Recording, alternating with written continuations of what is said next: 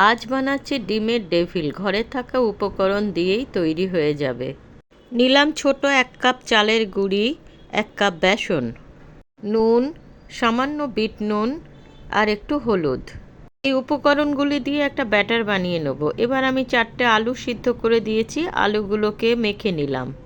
এর মধ্যে দিলাম একটু নুন, একটু বিট নুন, চাট মশলা, ম্যাগি মশলা, গোলমরিচ। দিলাম 1/2 চামচ গোটা জিরে, জিরেটা একটু রোস্ট করে নিয়েছি শুধু সেন্টটা আসার জন্য। দিলাম 1 চামচ বাটার, এখানে আমি তেল ব্যবহার করিনি। এর জন্য আলুর পুরটা খুব সফট হবে। এখন কিভাবে করছি দেখুন, অনেকটা হাতে আলুর পুর নিয়ে পুরো ডিমটাকে কভার করে ফেলবো। আমি আরেকটাও করে দেখাচ্ছি। আমি খুব একটা মশলার ব্যবহার করিনি, কারণ ঘরে বাচ্চারা থাকে, তারাও খাবে তো। এইভাবে আমি সবগুলোকে বানিয়ে নিচ্ছি। এখন আপাতত দুটো আপনাদের দেখাচ্ছি। বেসন চালের গুঁড়ির যে ব্যাটারটা বানিয়েছিলাম, থিকনেসটা এরকম হবে। এর মধ্যে ডিমের বলগুলোকে কোট করে ভেজে নেব। আমি তেলটা আগেই বসিয়ে নিয়েছিলাম, এবার একটা করে ভেজে নেব।